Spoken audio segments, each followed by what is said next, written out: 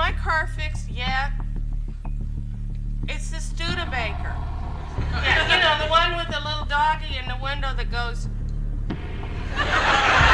Before millions of Americans gathered around their televisions each week to laugh with Carol Burnett, there was one performance she gave that would leave a mark on her unlike anything else in her extraordinary career. It wasn't the sketch that earned the loudest applause. It wasn't the one that won the biggest awards or became an instant comedy classic. Instead, it was a quiet, heartbreaking performance from 1977 that critics praised, audiences never forgot, and Carol herself has admitted she could never bring herself to watch again. For someone who spent decades creating joy, laughter, and unforgettable comedy, refusing to revisit one of her own greatest performances seems almost impossible to understand. Yet the reason had nothing to do with embarrassment or regret. It had everything to do with truth. Behind the makeup, the costumes, and the perfectly timed jokes was a woman whose own childhood memories came rushing back while the cameras were rolling. The character she played wasn't just fictional anymore. In many ways, she was reliving pieces of her own life. To understand why that single episode became too painful for Carol Burnett to watch, you first have to understand the remarkable journey that shaped the woman behind the laughter. Long before she became one of television's greatest entertainers, Carol Burnett knew what hardship looked like. She was born on April 26, 1933, in San Antonio, Texas, during one of the most difficult economic periods in American history. While many families struggled through the Great Depression, Carol's home life carried an even heavier burden. Both of her parents battled alcoholism, creating an unstable environment that left little room for the carefree childhood most children experience. Their struggles eventually made it impossible for them to raise her, and before long, Carol found herself living with her beloved grandmother, Mabel White. The move changed her life in ways she couldn't have imagined. Although money was almost non-existent, her grandmother gave her something far more valuable than financial security. She gave her love, encouragement, and a sense of belonging. Together they relocated to Hollywood, California, hoping for a better future. But Hollywood wasn't the glamorous place tourists imagine today. Carol and her grandmother rented a tiny room in a crowded boarding house where nearly every resident was fighting hardships of their own. They survived on very little income, often worrying about whether they would have enough money to buy food or pay basic expenses. Despite those challenges, her grandmother never allowed hope to disappear. One of their favorite traditions was going to the movies whenever they could afford it. For just a few hours, Carol escaped into another world filled with music, colorful costumes, larger-than-life characters, and happy endings. Sitting inside those dark theaters, she forgot about the worries waiting outside. Without realizing it, she was receiving an education that no classroom could ever provide. She studied the expressions of actors, the timing of comedians, and the emotional power of storytelling. Every film became another lesson. Even as a child, Carol discovered that laughter had an incredible power. It could ease fear, lift heavy hearts, and bring people together even during difficult times. She learned to imitate voices, invent characters, and entertain anyone willing to watch. Neighbors laughed at her impressions, friends admired her imagination, and her grandmother recognized that there was something uniquely special about the shy little girl transforming herself into different personalities. After graduating from high school, Carol enrolled at UCLA with dreams that were still taking shape. At first, she planned to study journalism, believing writing might become her future. But everything changed after taking a theater class. Standing on stage for the first time, she discovered a confidence she had never known before. The audience's laughter felt familiar, almost comforting. Instead of hiding from attention, she suddenly found herself embracing it. Acting wasn't simply a hobby. It felt like home. Money, however, remained a constant obstacle. Tuition was difficult to afford, and more than once it appeared that financial problems would force her to abandon college altogether. Fortunately, unexpected kindness arrived when she needed it most. Throughout her early years, several generous individuals quietly offered assistance, believing in her talent before the rest of the world had even heard her name. Those moments left a lasting impression on Carol. She never forgot the strangers who believed in her dreams when she had little reason to believe in them herself. Eventually, she made the bold decision to leave California and pursue opportunities in New York City, the center of American theater. It was a risky move. She had little money, few connections, and no guarantee of success. Like thousands of young performers before her, she arrived with enormous dreams and very little else. She accepted odd jobs to pay rent while attending auditions during the day. Rejection became a regular part of life, but instead of giving up, she treated every disappointment as another lesson. Her persistence finally paid off. A humorous musical performance caught the attention of television producers, leading to appearances on nationally broadcast variety programs. Audiences immediately noticed something different about Carol Burnett. She wasn't trying to imitate anyone else. Her comedy felt natural, spontaneous, and wonderfully unpredictable. She could move from broad physical comedy to heartfelt emotion without missing a beat. Producers quickly realized they had discovered an entertainer with rare versatility. Broadway soon came calling, and Carol's starring role in the musical Once Upon a Mattress transformed her into one of the theater world's brightest new stars. Critics praised her fearless performance, audiences adored her energy, and suddenly she found herself achieving the dream that had once seemed impossible. Television executives noticed as well. Appearances on popular variety shows followed, allowing millions of viewers across America to experience her remarkable talent. During the early 1960s, Carol became a regular performer on television, earning widespread praise for her comedic timing and ability to create unforgettable characters. Unlike many comedians who relied on a single style, Carol seemed capable of doing everything. She could sing beautifully, perform elaborate sketches, improvise with fellow actors, and instantly connect with live audiences. Her warmth made viewers feel as though they knew her personally. That connection eventually led to one of television history's biggest milestones. In 1967, The Carol Burnett Show premiered, making Carol one of the first women ever to headline a successful primetime variety series. At a time when male entertainers dominated television comedy, she proved that talent mattered far more than tradition. Week after week, millions of families tuned in to watch unforgettable sketches, hilarious parodies, musical performances, and spontaneous moments between Carol and her cast. The chemistry among the performers became legendary. Alongside Harvey Korman, Tim Conway, Vicki Lawrence, and Lyle Waggoner, Carol helped create sketches that are still celebrated decades later. One unexpected laugh during rehearsal could become television history. Tim Conway often surprised his fellow actors with improvised jokes, leaving everyone struggling to stay in character while audiences laughed uncontrollably. Those genuine moments became part of the show's charm because viewers could tell the cast truly enjoyed working together. Yet beneath the laughter, Carol always believed comedy worked best when it reflected genuine human emotions.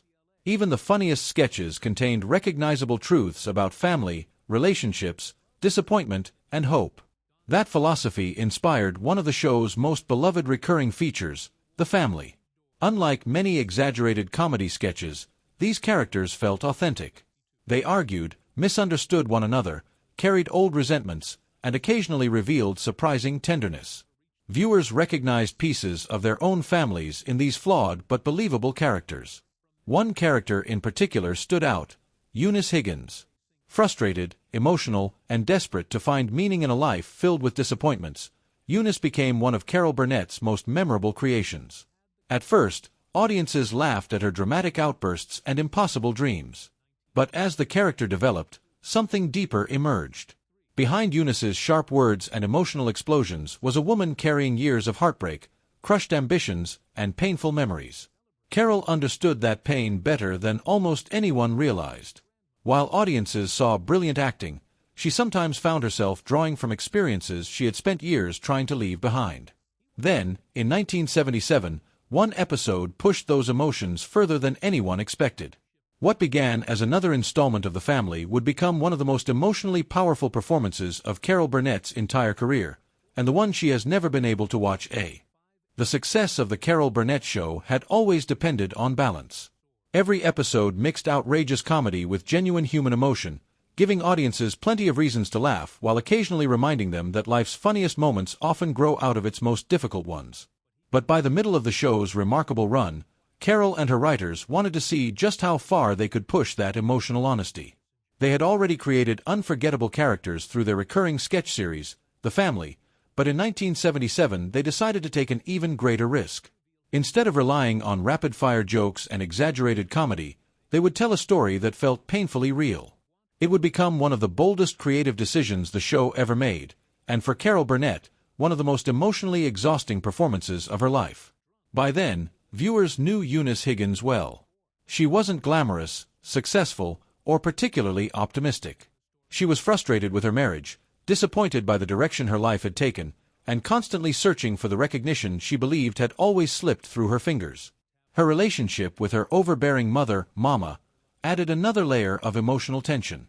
Their arguments often produced hilarious moments, but beneath the laughter lived years of disappointment, resentment, and love that neither woman knew how to express. What made Eunice so memorable wasn't simply that she was funny. It was that she felt authentic. Almost everyone knew someone like her, a family member who dreamed of a different life, who believed they deserved more, yet somehow remained trapped by circumstances, fear, or missed opportunities. Carol never played Eunice as a cartoon. She treated her with compassion, allowing audiences to laugh at her while still understanding her pain. When the writers developed a new story centered on Eunice's lifelong dream of becoming a performer, Carol immediately recognized something different about the script. This wasn't another light-hearted family argument or exaggerated misunderstanding. It explored the devastating feeling of believing your moment has finally arrived, only to watch it disappear before your eyes. The emotional weight of the story rested almost entirely on Eunice's hope, and what would happen when that hope was shattered. The episode placed Eunice in a situation that seemed almost too good to be true. She believed she finally had an opportunity to prove herself on national television through a talent competition. For years she had imagined escaping her ordinary life, becoming someone admired instead of overlooked. Standing under bright studio lights represented far more than simply performing before an audience. To Eunice, it symbolized validation. If people applauded, perhaps all those years of disappointment would finally make sense. Carol understood exactly why that dream mattered. Long before audiences recognized her face, she had experienced the uncertainty every struggling performer knows. She remembered attending auditions without any guarantee that anyone would even remember her name. She remembered wondering whether she possessed enough talent to succeed or whether she was chasing an impossible dream. Although Carol eventually achieved extraordinary success, she never forgot those early years filled with rejection, doubt, and financial hardship. Those memories remained close enough that stepping into Eunice's shoes required very little imagination. During rehearsals, cast members quickly sensed that the atmosphere felt different from previous sketches. There were fewer opportunities for improvisation and fewer moments designed simply to generate laughter. Instead, everyone focused on telling an emotionally honest story. Even veteran performers who had spent years making one another laugh noticed that the usual playful energy gave way to quiet concentration. As filming began, Carol immersed herself completely in the character.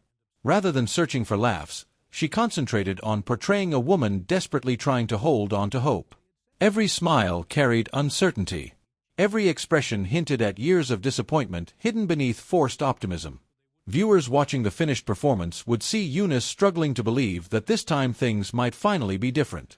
Then came the devastating turning point. Instead of receiving the admiration she had imagined, Eunice found herself publicly humiliated. The dream she had protected for so many years collapsed in front of strangers. In a matter of moments, the confidence she had gathered disappeared, replaced by heartbreak too deep for jokes to soften. Carol resisted the temptation to exaggerate the emotion. She allowed silence, facial expressions, and small gestures to communicate what words never could. Members of the production crew later recalled how unusually quiet the studio became during those scenes. Normally, recording the Carol Burnett Show involved constant laughter between takes. This time, many people simply watched. They weren't witnessing one of television's biggest comedy stars delivering punchlines. They were watching an actress reveal extraordinary emotional vulnerability. The final moments of the performance became especially powerful.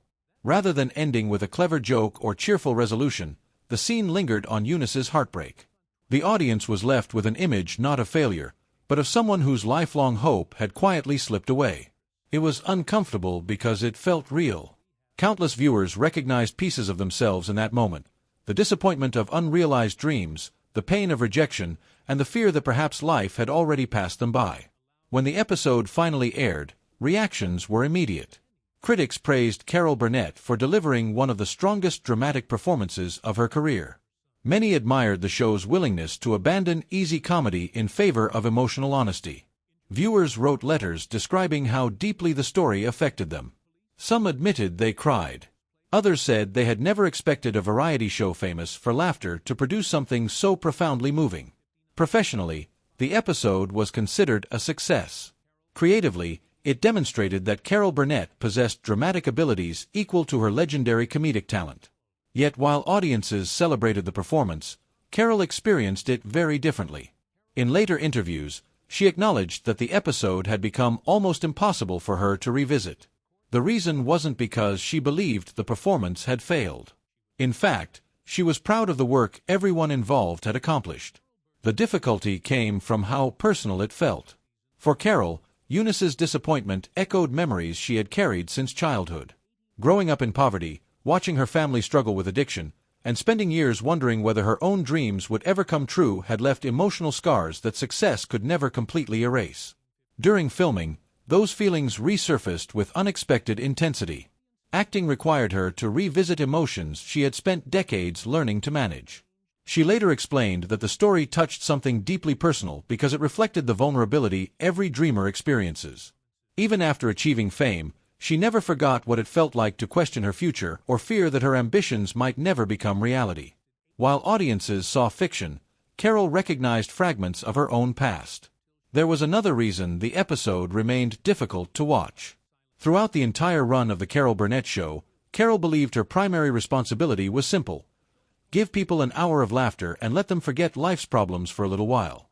That mission guided every sketch, musical number, and comedy routine. The 1977 episode broke that tradition. Instead of offering escape, it forced viewers to confront heartbreak. Although many praised the creative risk, Carol wasn't entirely comfortable with it afterward.